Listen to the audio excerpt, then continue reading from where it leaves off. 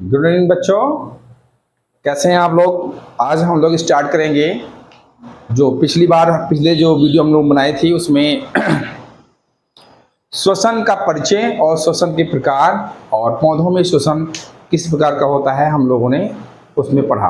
अब आज हम डिस्कशन करेंगे अध्ययन की दृष्टि से। हम लोगों ने श्वसन को दो भागों में बांटा था। नंबर 1 श्वसन के अंग, अब मानव श्वसन के अंग, ठीक है। दूसरा क्या है आपका कि श्वसन की क्रियाविधि, किस तरीके से श्वसन होता है उसके अंदर तक उसमें जाकर के देखेंगे, ठीक है। तो आज हम लोग पढ़ेंगे श्वसन अंग। बच्चों क्या पढ़ेंगे? श्वसन अंग। रिस्पायरेटरी ऑर्गन्स, ठीक है। Respiratory organs.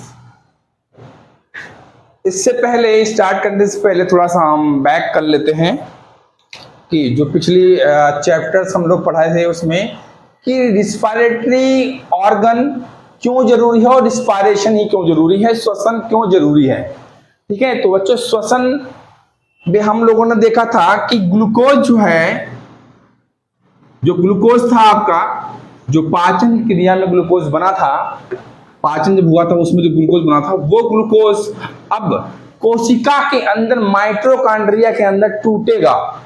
अब ग्लूकोज टूटेगा तभी जब ऑक्सीजन आपको बच्चों मिलेगी। हम लोग जानते हैं कि ऑक्सीजन की जब कमी हो जाती है तो हमारी सांस क्या होने लगती है। क्यों ऐसा होता है? क्योंकि ग्लूकोज बर्न नहीं होता है, ग्लूकोज जलता नहीं है, तो उससे ऊर्जा नहीं मिल पाती है। और यही ऊर्जा क्या होती है, विभिन्न कार्यों में प्रयोग होती है बच्चों। और वो कार्य में ऊर्जा बनेगी नहीं तो कार्य में प्रयोग कैसे होगी, ठीक है। तब जो ग्लूकोज है वो क्या होता है, ऊर्जा में परिवर्तित हो जाता है और क्या, कार्बन डाइऑक्साइड CO2 भी निकल जाती है बाहर, ठीक है। अब यही ग्लूकोज को तोड़ने के लिए क्या है, ऑक्सीजन हमको अंदर लेना है और ये कुछ अंगों के द्वारा होता है जिसको हम श्वसन अंग कहते हैं या रिस्पायरेटरी ऑर्गन कहते हैं। इंग्लिश में रिस्पायरेटरी ऑर्गन्स। कौन कौन से रिस्पायरेटरी ऑर्गन्स हैं? अगर हम मानव में बात करें, बहुकोशिकीय जंतु जितने भी हैं और एक कोशिकीय जंतु, मान लिया अमीबा की हम बात करें बच्चों, ठीक है। तो ये अमीबा है। अमीबा के अंदर क्या होता है, एक कोशिकीय जंतु, इसके अंदर क्या होता है, हम लोग O2 जो है वो बाहर से लेता है, ठीक है। O2 क्या होता है, बाहर से लेगा और CO2 को क्या करेगा, बाहर निकाल देगा, ठीक है। अपनी चीज एनर्जी बनने के बाद क्या करेगा, ये बाहर निकाल देगा। किसको? CO2 को बाहर निकाल देगा, उसी तरीके जिस तरीके से हम लोग निकालते हैं, ठीक है।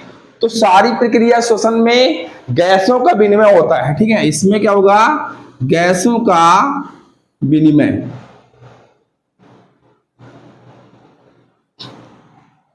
ठीक, आई बात समझ में। दूसरी चीज ये है, मेरे वीडियोस में ऐसा नहीं है कि एकदम जैसे किताबों में पढ़ाया जाता है वैसे सेम टू सेम आपको वैसे भी पढ़ा दूं।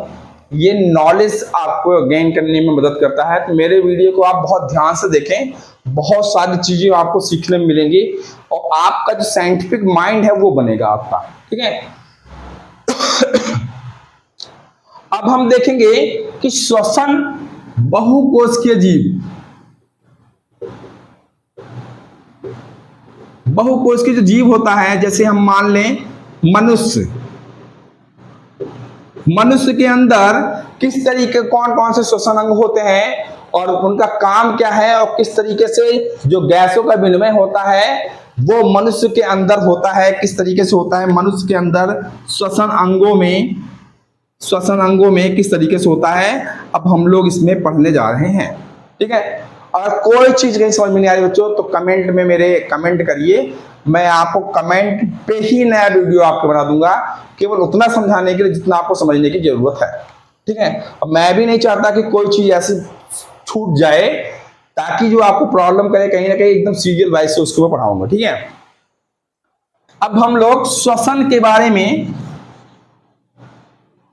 मानव में श्वसन के बारे में अध्ययन करेंगे, मानव में श्वसन। ठीक है, तो अगर हम बात करें, थोड़ा रिकेप कर लेते हैं, पिछली बार हम बात भी कर चुके हैं थोड़ा सा अंक के बारे में। अगर हम जानते हैं श्वसन का, अगर हम श्वसन कहें तो सबसे पहले आपको ध्यान आता होगा फेफड़े। जी हाँ बिल्कुल, फेफड़े जो होते हैं वो श्वसन के अंग होते हैं, चाहे वो किसी भी प्राणी में हो, चाहे आप गाय भैंस बकरी जितने भी बहुकोश के जीव हैं उसमें क्या होते हैं, लंग्स डेवलप होता है। अब जितने भी लोअर एनिमल्स हैं उनमें धीरे धीरे डेवलप हो करके वो क्या होगा, हाइयर एनिमल्स में वो अच्छी तरीके से फेफड़े डेवलप हो जाते हैं। ठीक है, हम लोग जानते हैं, अगर हम शुरू से बात करें तो मछली, उसके बाद फिर क्या होगा एम्फीबियंस, फिर रेप्टाइल्स, फिर बर्ड्स, फिर उसके बाद मैमल्स।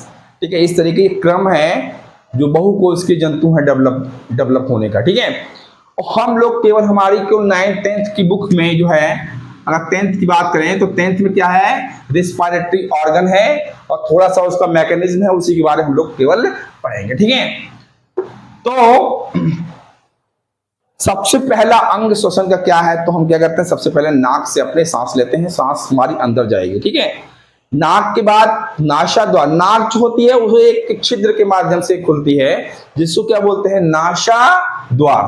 क्या बोलते हैं बच्चों, नासा द्वार। ठीक है, इंग्लिश में बोलते हैं इसको नॉस्ट्रिल। तो पहला जो अंग है वो क्या है, नासा द्वार है बच्चों। दूसरा क्या है तुम्हारा, नासा गुहा। इसमें नासा गुहा भी आप जोड़ सकते हैं, नासा गुहा। ठीक है, अब नासा गुहा और नासा द्वार, नासा द्वार से एयर्स को अंदर लेंगे हम। अब देखिए इसमें ऑक्सीजन, गैस तो सारी होती है लेकिन ऑक्सीजन जो होती है मुख्य रूप से जो है हमें जरूरत पड़ती है, उसी को हम लोग ज्यादा प्रेफरेंस देते हैं कि हम लोग ऑक्सीजन लेते हैं, लेकिन एक्चुअली में क्या होती है, वो वायु होती है बच्चों। ठीक, इस वायु में से जो है हमें जरूरत पड़ती है ऑक्सीजन की, इस ऑक्सीजन को हम सांस के रूप में अंदर ले लेंगे। नासा द्वार, नासा द्वार क्या है, एक छिद्र है, अभी मैं आपको डायग्राम भी बताऊंगा। नासा द्वार के बाद नासा गुहा में जाती है जो वायु है, एयर है। नासा गुहा में हम जानते हैं छोटे छोटे बाल होते हैं जो कि ट्रैप कर लेते हैं, अभी हम लोग आगे भी पढ़ेंगे इसको। नासा गुहा के बाद जो वायु है वो प्रवेश करती है किसमें, ग्रसनी के अंदर, फेरिंक्स के अंदर बच्चों, दूसरा भाग है।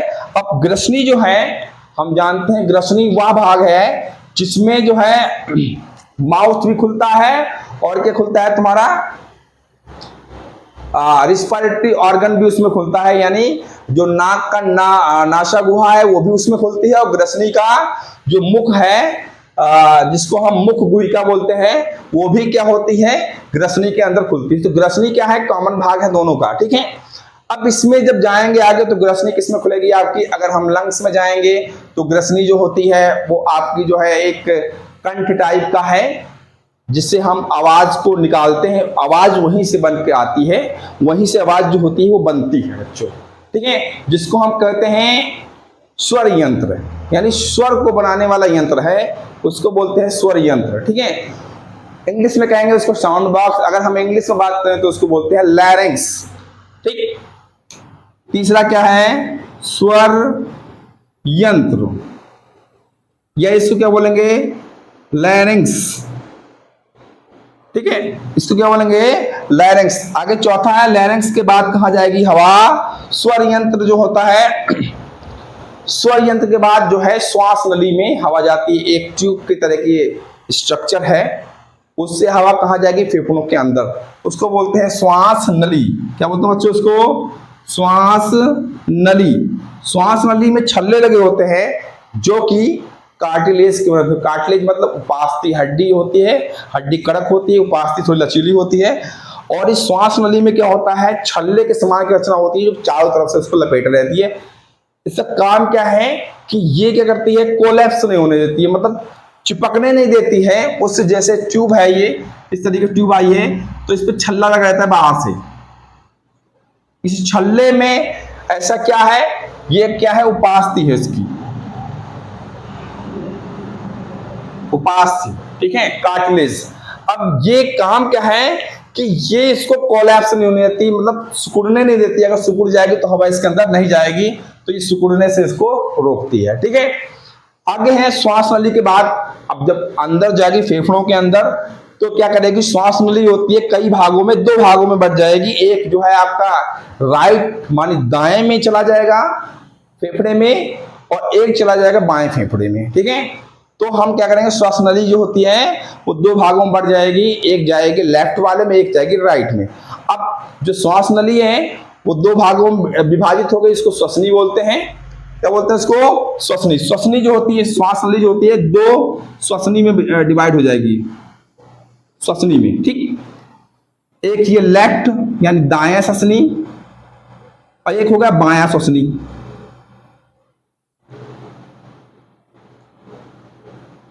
कुछ होता नहीं है, ये जो बड़ी है ये दो भागों में डिवाइड हो जाएगी छोटी छोटी में, और ये दाएं लंग्स में चला जाएगा, ये बाएं लंग्स में चला जाएगा, यानी बाएं फेफड़ों में चला जाएगा। अब जो श्वसनी है वो कई सारी ब्रांचों में बढ़ जाएगी।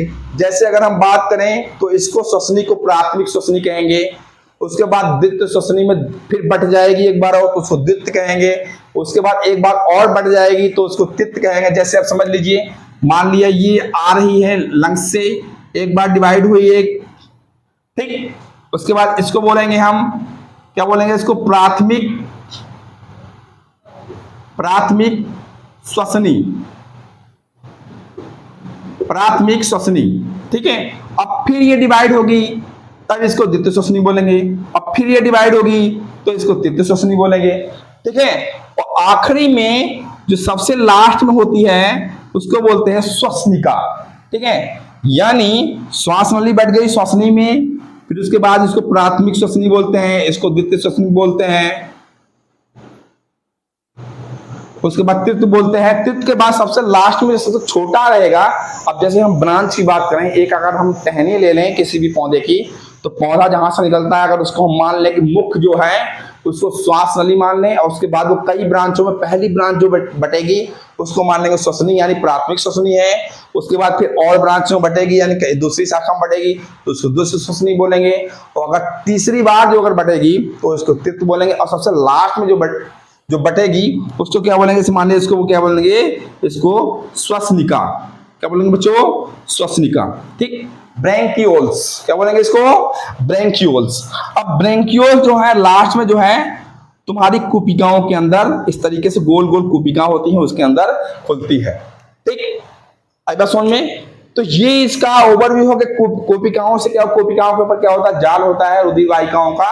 तो रुधिर वाहिका क्या करती हैं, ऑक्सीजन को ब्लड से एक्सचेंज कर लेती है, मतलब विनिमय कर लेती हैं, ऑक्सीजन को अपने अंदर लेती है, कार्बन डाइऑक्साइड को फिर ट्रांसफर कर देती है किसके, कोपिकाओं के अंदर। अभी हम सारी बात करेंगे इसके बारे में, फिलहाल हम इसका चित्र एक बार देख लेते हैं। अगर हम चित्र की बात करते हैं तो चित्र आप लोग थोड़ा सा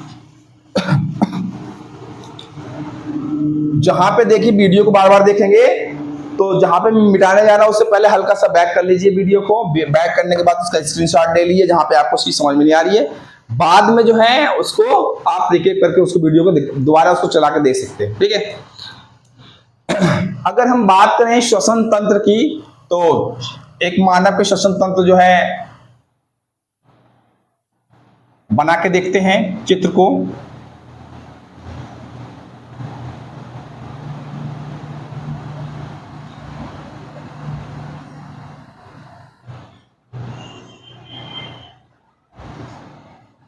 इस तरीके से आप लोग जो है ये इसका फेस जो है कई बार आप प्रैक्टिस करिए तो इसका फेस आपको बन जाएगा। अब यहाँ पे जो नासा गुहा है खुलती है,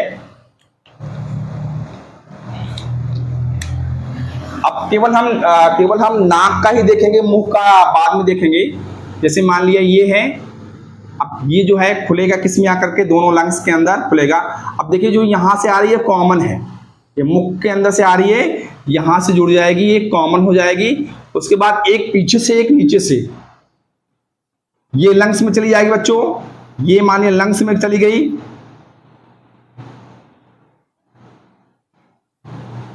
ये लंग्स में चली जाएगी, और इसके पीछे होकर क्या चली जाएगी, आपके आमाशय के अंदर। आई बात समझ में, पीछे से होकर के एक नलकी ऐसे निकलेगी, एक इधर से जा रही है और एक इधर से जा रही है। और ये जो कॉमन चीज है ये क्या है, तुम्हारा ग्रसनी है बच्चों, ये क्या है, ग्रसनी है। ठीक, अब जैसे ये नीचे आएगी इसको थोड़ा सा हम थोड़ा अच्छा बना लेते हैं।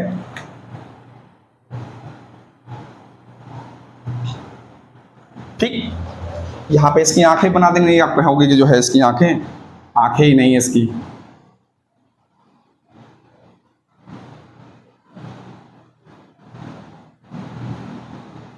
ठीक है इसके दांत भी हैं, ऐसा नहीं है कि दांत इसके नहीं है। ठीक है, अब जब ये नीचे की तरफ आएगी ट्यूब, तो सबसे पहले मिलेगा आपका, अब इसको हम कई सारे नाम से जानते हैं, स्वर यंत्र के नाम से जानते हैं, लैरिंक्स के नाम से जानते हैं, और एडम एप्पल्स के नाम से भी जाना जाता है इसको। ठीक है, तो यहां हम केवल स्वर यंत्र या इसको ध्यान में रखेंगे बच्चों। अब थोड़ा सा हम नीचे आएंगे, इसको नीचे जब लाएंगे तो ये दो भागों में बढ़ जाएगी, एक लेफ्ट एक राइट में।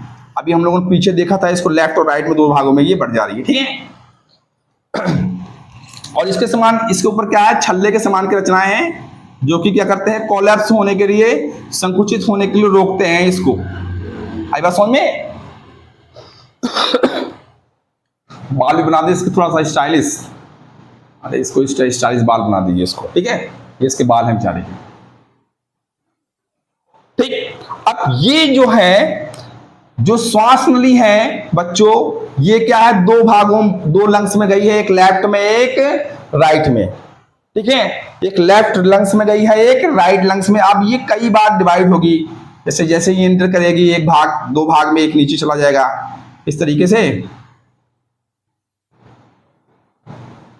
ठीक, ये लेफ्ट में एक राइट में। अब ये ऊपर चली जाएगी, ये हल्का सा और आगे आकर के नीचे चली जाएगी। हम केवल एक में बना देंगे, आप बाकी आगे में समझ जाइएगा आप लोग।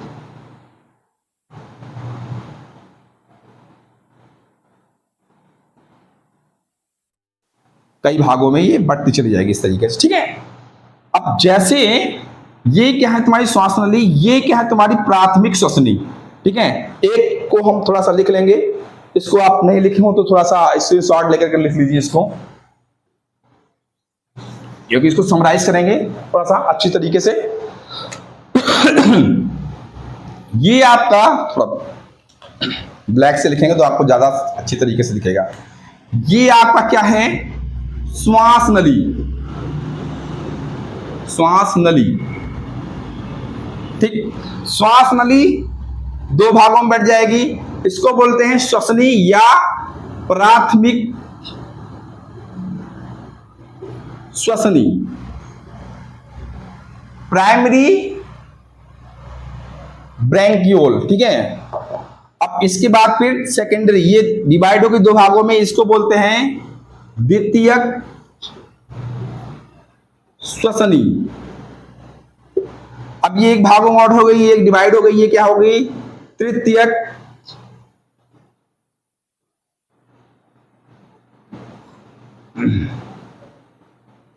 नहीं, तृतीयक। ठीक, तृतीयक श्वसनी। और सबसे लास्ट में, अब देखिए बच्चों, ये बढ़ गई ना, अब सबसे लास्ट में ये जो है और बढ़ जाएगी दो भागों में, इसको इस तरीके से एक ऊपर एक नीचे हम लेके जाते हैं। अब जो ये लास्ट में जो ब्रांच है ये वाली, इसको बोलेंगे सबसे लास्ट में श्वसनिका। क्या बोलेंगे बच्चों इसको, श्वसनिका, ब्रैंकियोल्स, ब्रैंकियोल्स, ब्रैंकियोल्स बोलेंगे इसको। ठीक, अब ब्रैंकियोल्स जो है अंततः कूपिकाओं में खुलती है। कहां खुलती है, कूपिकाओं के अंदर, इस तरीके से कूपिका होती है बच्चों। ठीक है, इस तरीके क्या होती है, कूपिका होती है, लास्ट में जाकर के ये कूपिकाओं में इस तरीके से खुलती है। मैं एक कूपिका बना दे रहा हूं, और सारी जितनी भी श्वसनिकाएं हैं वो लास्ट में जाकर के किस में खुलती है बच्चों,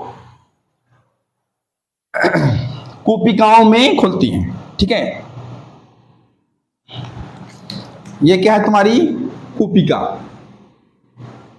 ठीक, एक कूपिका है, कई सारी कूपिकाएं इसमें हैं। ऐसे ही दूसरे लंग्स में भी ऐसा है। ठीक है, दूसरा लंग भी हम लंग्स देखेंगे या दूसरा फेफड़ा देखेंगे तो इसी तरीके का स्ट्रक्चर इसका भी है। ये भी कई सारे भागों में आखिरी तक इसमें श्वसनिका कूपिकाओं में बच जाएगी। और अगर हम एक कूपिका की बात करें, अभी हम आगे देख लेंगे, अगर हम चित्र पहले समझ लेते हैं तो उसके बाद फिर आगे देख लेंगे। अगर एक कूपिका की बात करें,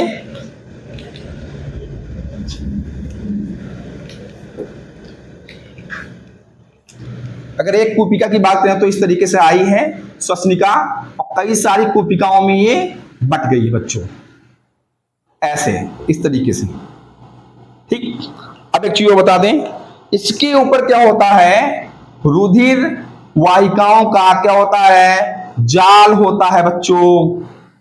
ठीक है, रुधिर वाहिकाओं का जाल होता है। दो तरह की रुधिर वाहिकाएं होती है इसमें, एक होती है क्या, इस तरीके से धमनी और सिरा। अब इस पे जो है इससे एक्सचेंज होगा, मतलब गैसों का विनिमय होगा। ठीक, इसी से क्या आएगी तुम्हारी, यहां से, मतलब यहां से आपकी जो फेफड़ों से आ रही है ये क्या है तुम्हारी ऑक्सीजन, क्या है ये O2। ठीक, यहां पे ऑक्सीजन जाएगी और यहां पे जितनी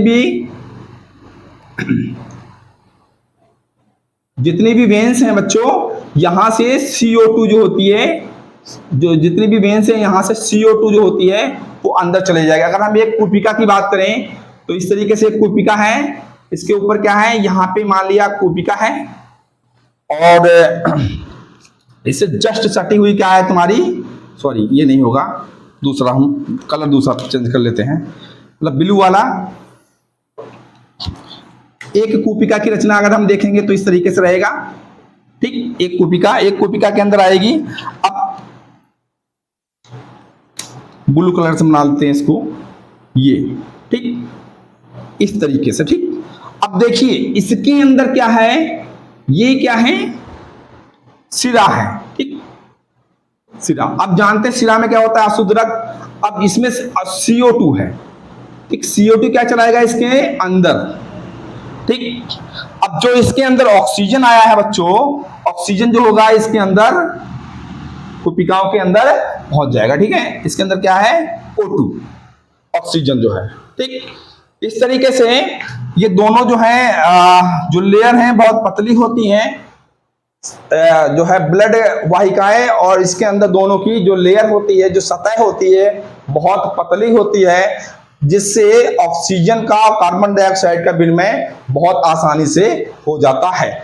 तो यहां पर हमने पूरा इसका स्ट्रक्चर देखा। अब एक एक स्ट्रक्चर्स के बारे में अच्छी तरीके से पढ़ेंगे। ठीक, जैसा यहां पे क्या है तुम्हारा नासा द्वार, ये क्या है तुम्हारा नाक है। ठीक, ये क्या है तुम्हारा नाक। नाक जो है वो छिद्र के द्वारा खुलता है बच्चों, जिसको बोलते हैं नासा द्वार। नासा द्वार एक जो है इस तरीके से गुफा के समान रचना होती है, इसको बोलते हैं नासा गुहा। थोड़ा वीडियो लंबा हो जाएगा हल्का सा, कोई दिक्कत नहीं। अब नासा गुहा के अंदर क्या होते हैं, बाल होते हैं बच्चों, इस तरीके से बाल होते हैं इसके अंदर। इन बालों का भी काम है, क्या काम है समझ लीजिए इसको, थोड़ा सा यही मैं बता देता हूं। नासा गुहा के अंदर छोटे छोटे रोए के समान जो होते हैं वो बाल होते हैं बच्चों। ये क्या है, बाल हैं इसके अंदर, क्या है बच्चों, ये बाल हैं। अब बाहर लिख देते थोड़ा सही रहेगा, ये है बाल। अब इन बालों का काम क्या होता है, ये बहुत ज्यादा इंपॉर्टेंट है। ये बाल क्या करते हैं, जितने भी बैक्टीरिया रहते हैं और जितने भी हानिकारक वायु के अंदर कण होते हैं, वो बाल क्या होते हैं, उसको ट्रैप कर लेते हैं अपने, मतलब कि वायु को क्या करते हैं, शुद्ध कर देते हैं। ठीक है, ट्रैप करने, ट्रैप मतलब पकड़ लेते हैं। ठीक, उसके बाद क्या होगा, इसके अंदर क्या होता है, म्यूकस, जो म्यूकस होता है, म्यूकस सेल होती है, वो म्यूकस का सिक्रेशन करते हैं, जिससे हमारी नाक में क्या होती है, नमी बनी रहती है। ठीक, तो म्यूकस में भी क्या होते हैं, चिपक जाते हैं।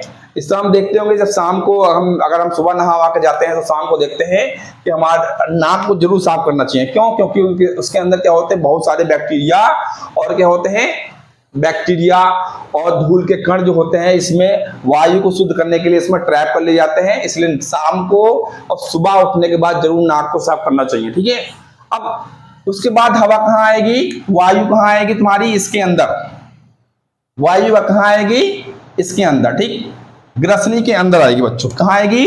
ग्रसनी के अंदर। अब ग्रसनी जो है दो भागों में बटी हुई, यहां से एक चली जाएगी ग्रसनी कहाँ पे? गलट, जिसको बोलते हैं निगल द्वार।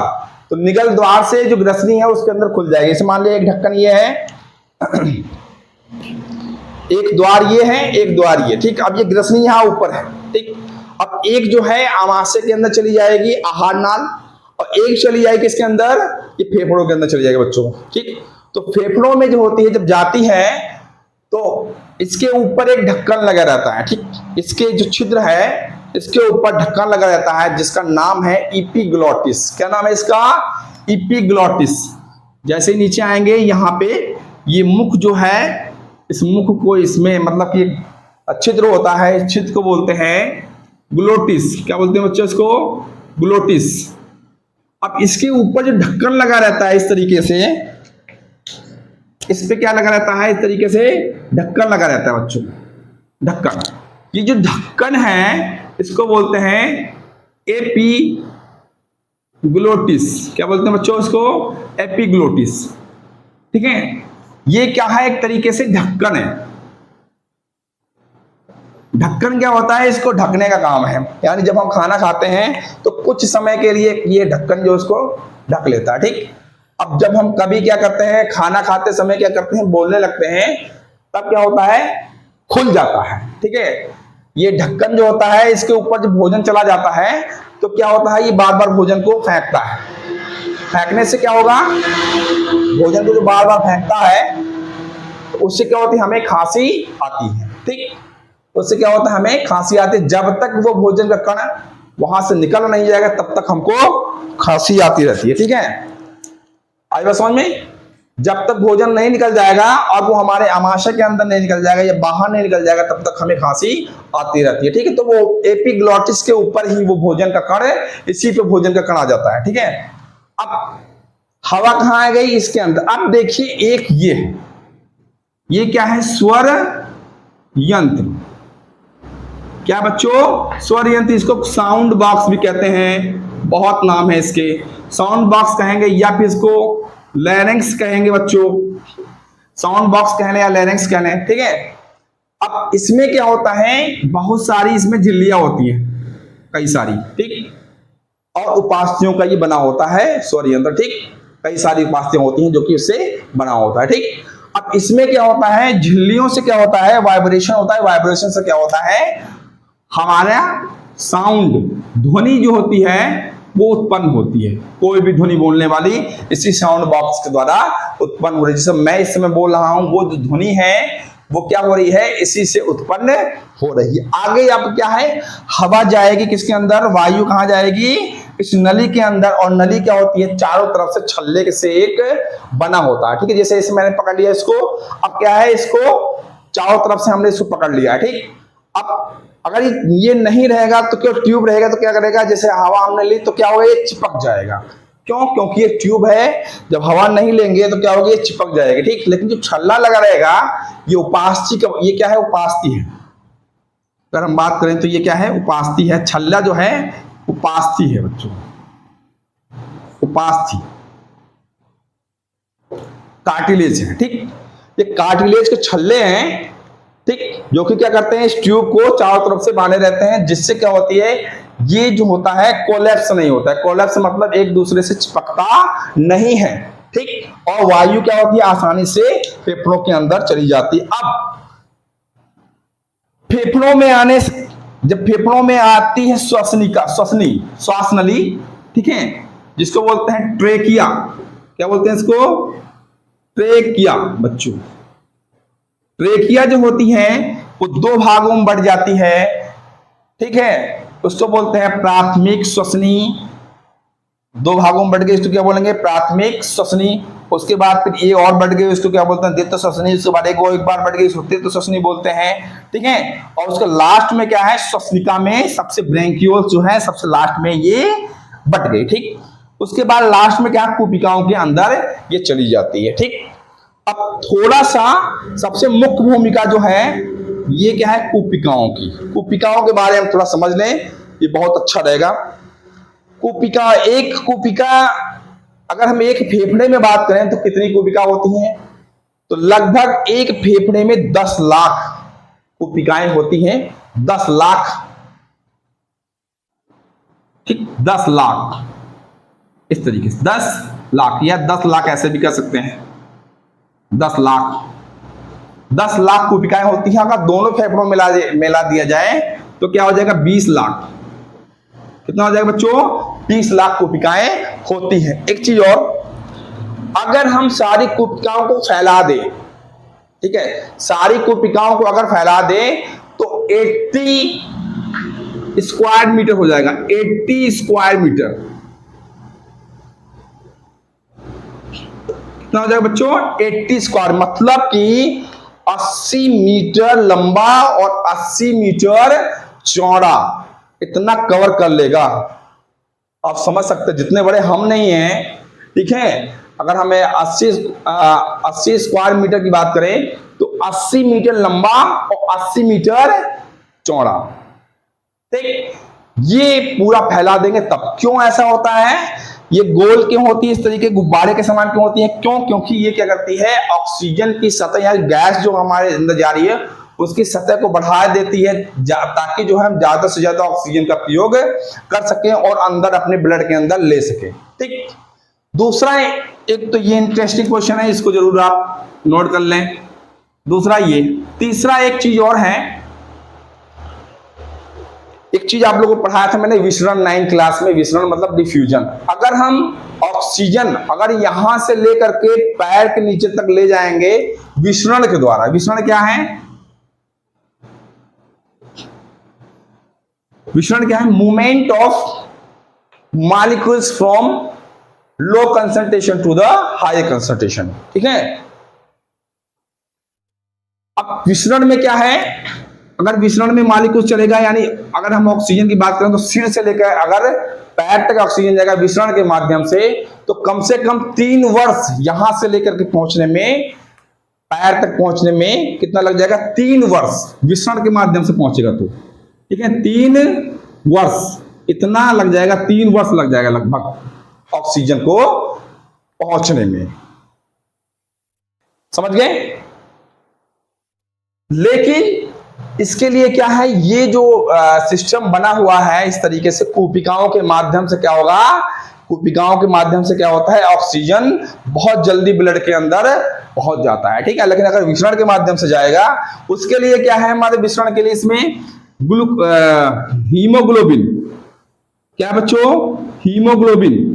हीमोग्लोबिन जो होता है ऑक्सीजन को लेकर जाता है, ये ऑक्सीजन से जुड़ जाएगा, प्लस O2 से जुड़ जाएगा, और क्या करता है हीमोग्लोबिन एक स्थान से दूसरे स्थान पर तुरंत जो है कुछ सेकंडों के अंदर ही जो है ऑक्सीजन वहां पर उचित स्थानों पर, यानी विभिन्न कोशिकाओं में इसको ऑक्सीजन को पहुंचा देता है। लेकिन अगर विसरण के माध्यम से देखें तो 3 वर्ष लग जाता है, ठीक है। अगर हम सिर से बात करें ऑक्सीजन की, अगर पैर तक बात करें तो 3 वर्ष लगेगा, और ऐसे सेकंडों के अंदर हीमोग्लोबिन क्या करता है, प्रत्येक कोशिकाओं के अंदर पहुंचा देता है। तो ये कोशिका की बात है। अगर हम एक चीज और देख लें इसमें, कोशिका की बात, कोशिका क्या है, एक तरीके से यूनिट है, इकाई है, किसकी? श्वसन की इकाई हम मान सकते हैं। कोशिका क्या है? श्वसन की इकाई है बच्चों, श्वसन की इकाई। अभी हम लोग पढ़ेंगे एक चीज और, उत्सर्जन की इकाई क्या होती है? नेफ्रॉन होती है, ठीक है। इसी तरीके कोशिका क्या है, मान सकते हैं, इसको मानते भी हैं और कहते भी हैं। श्वसन की इकाई किसे कहते हैं? तो उसको कोशिका को कहते हैं, ठीक। इतना समझ में आ गया? पूरा यहां से लेकर के यहां तक, एंड तक हो गया, कोशिकाओं तक हम लोग पहुंच गए। अब दूसरी चीज, एक्सचेंज ऑफ गैसेस।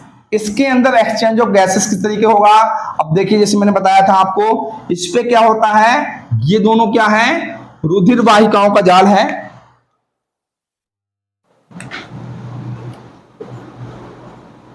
रुधिर वाहिका का जाल है बच्चों, ये दोनों, ठीक है। रुधिर वाहिकाओं का जाल, सही से लिख लें, जाल, ठीक। ये क्या है, ये दोनों क्या है, रुधिर वाहिकाओं का जाल है। एक ब्लू कलर से बनाया है, एक रेड कलर से। ठीक है, अगर हम बात करें तो रेड में क्या है, ऑक्सीजनेटेड ब्लड बहता है, मतलब ऑक्सीजन को साथ में लेकर के। और ब्लू वाले में क्या है, ये धमनी है, सॉरी सिरा है, ये क्या है, धमनी है, जिसके अंदर ऑक्सीजन जाएगा, इसके अंदर क्या है, कार्बन डाइऑक्साइड। ठीक है, तो मैंने दोनों को दिखा दिया है। अब इसके अंदर एक्सचेंज होगा। मान लिया कि ये जो है सिरा है तुम्हारी, ठीक है, ये क्या होगी, कार्बन डाइऑक्साइड को अंदर लेकर जाएगी, और इसी के ऊपर क्या रहेगी, एक यहां पे हम आपको बना देते हैं। एक मान लिया यहां पे ये जो है, ये ट्यूब जो है, ठीक है, ये धमनी है। अब धमनी क्या करेगी, ऑक्सीजन को लेकर जाएगी, और सिरा क्या करेगी, कार्बन डाइऑक्साइड को किसके अंदर छोड़ देगी, कोशिकाओं से। अब कोशिकाओं में छोड़ने के बाद जो है, वो जो कार्बन डाइऑक्साइड है CO2, वो कहा फिर वापस कहां चली जाएगी, फेफड़ों से निकलते हुए फिर नाक के द्वारा बाहर चली जाएगी कार्बन डाइऑक्साइड। ठीक, आई बात समझ में। और इसी के रास्ते जब जैसे ही वो बाहर निकलेगी, तैसे ही क्या होगा, इसमें ऑक्सीजन भी इससे आ जाएगी, CO2। ठीक, ऑक्सीजन भी क्या आ गई, इस कोशिकाओं के अंदर आ जाएगी। ठीक, तो इस तरीके से गैसों का विनिमय होता है। और एक चीज और समझा दे, इसमें समझने वाली चीज है, जो लंग्स है वो एक जो है इस तरीके से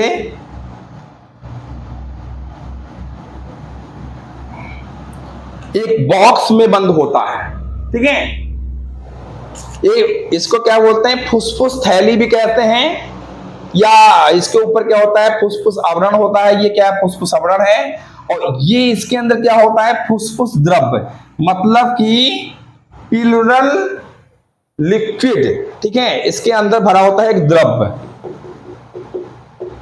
ये दोनों लंग्स में बना लेना बच्चों आप लोग, मैंने एक में बना दिया समझाने के लिए। ये क्या है तुम्हारा, फुसफुस द्रव, फुसफुस द्रव। ठीक, ये क्या है तुम्हारा, फुसफुस आवरण।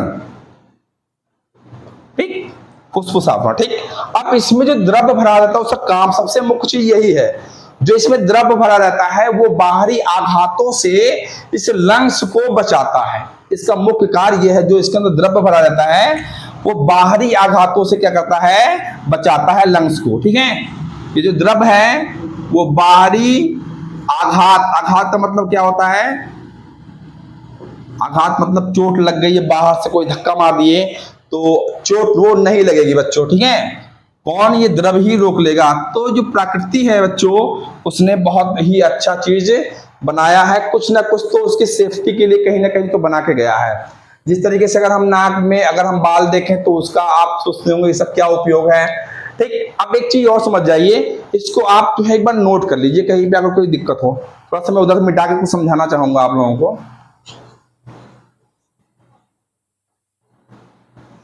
ठीक, अब जैसे एक चीज होता है,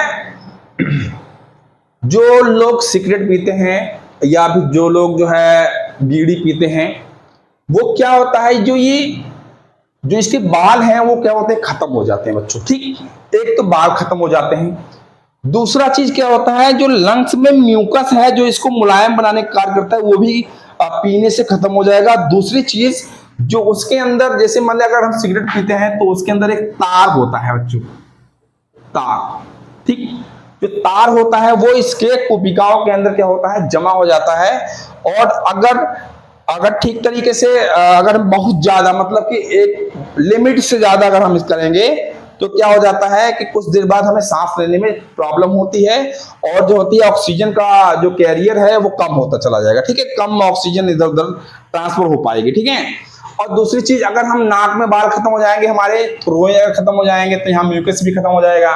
ठीक है, जो कि हमारी नाक को क्या करता है, मुलायम बनाता है। तो जब बाल खत्म हो जाएंगे तो यहाँ पे जितने भी जीवाणु हैं वो कोई भी ट्रैप नहीं होगा, सीधे कहाँ आ जाएंगे, जीवाणु लंग्स के अंदर आ जाएंगे। ठीक है, समझे बात को। ये जो लंग्स में है, जो जितने भी जीवाणु थे बच्चों, जीवाणु इसके अंदर जीवाणु जो हैं इसमें हम नष्ट नहीं होंगे, सीधे जीवाणु कहाँ चले जाएंगे? फेफड़ों के अंदर। अब जानते हैं जीवाणु कोई भी अगर फेफड़ों के अंदर चला गया तो जितनी भी बीमारियां होती हैं जीवाणुओं से और विषाणुओं से होती हैं बच्चों, अब बीमारियां हम फेफड़ों में हो जाएगी तो बहुत प्रॉब्लम हो जाएगी, उससे कैंसर वगैरह ये सबसे बीमारियां होने के चांस बहुत रहते हैं। ठीक है, तो उसको बोलते हैं लंग्स कैंसर, लंग्स कैंसर। ठीक है, तो लंग्स कैंसर क्यों होता है? कोई जरूरी नहीं है कि इसी चीज को, अगर हम किसी फैक्ट्री में काम करते हैं तो क्या होता है, ये लेयर खत्म हो जाती है। क्यों? क्योंकि उसमें बहुत विषैली प्रकार की गैसें होती हैं, तो इससे प्रॉब्लम हो जाती है। ठीक है, तो भी लंग्स कैंसर होने के बहुत चांस हैं। ठीक, तो आज हम लोगों ने श्वसन अंग के बारे में अच्छी तरीके से विस्तृत अध्ययन किया। ठीक है, आई बात समझ में? विस्तृत अध्ययन किया। अब आगे हम लोग पढ़ेंगे श्वसन की क्रिया विधि, किस तरीके से श्वसन होता है। ठीक, तो श्वसन की क्रिया विधि में हम लोग क्या पढ़ेंगे? दूसरा जो नंबर 1 भाग था ये वाला, और दूसरा भाग पढ़ेंगे श्वसन की क्रिया विधि, मैकेनिज्म ऑफ रिस्पायरेशन। ठीक, आगे पढ़ेंगे इसमें श्वसन क्रिया विधि में श्वसन जो होता है जंतुओं में वो 5 चरणों में पूरा होता है। सारा चीज अब विस्तृत अच्छी तरीके से अध्ययन करेंगे, जिस तरीके से हमने इस तरीके से अध्ययन किया। तो बच्चे बोर्ड्स के एग्जाम के लिए बहुत इंपॉर्टेंट है, ये चित्र आता है कि श्वसन तंत्र का चित्र बनाइए तथा उसका विभिन्न भागों के बारे में लिखिए। ठीक है, यानी नामांकित चित्र बनाइए। ठीक है, ये क्वेश्चन आता है। अगला आता है कि श्वसन की क्रिया विधि, तो श्वसन की क्रिया विधि में आप आगे हम लोग पढ़ेंगे इसको। ठीक है, तो इसी के साथ में ये श्वसन का दूसरा वीडियो था, तीसरा वीडियो आएगा, उसके बाद श्वसन खत्म हो जाएगा। ठीक है, तो वीडियो को आप जो है अच्छी तरीके से देखें, इससे क्या होगा कि आपका जो जीके है वो भी आपका अच्छा हो जाएगा, और जो है आगे जो एग्जाम्स आप देंगे तो उसमें आपको प्रॉब्लम्स नहीं होगी। ठीक, आपका बेस यहाँ से क्लियर होता चला जाएगा। ठीक, बायोलॉजी कठिन शब्द नहीं है, अब सब्जेक्ट नहीं है, लेकिन अगर आप उसको अच्छी तरीके से नहीं समझ कर नहीं पढ़ते हैं तो आप आगे आपको प्रॉब्लम्स क्रिएट करेगा। ठीक है, इसलिए जो बेस होता है वो NCERT 9th 10th 11th 12th ये बेस होता है। बेस को हम पढ़ेंगे तभी आगे हम आगे की कोर्स कंप्लीट कर सकते हैं। ठीक है, तो इसी के साथ बच्चों वीडियो को अगर पसंद है तो इसको लाइक करिए, कमेंट करिए, सब्सक्राइब करिए। धन्यवाद, बहुत बहुत धन्यवाद वीडियो देखने के लिए।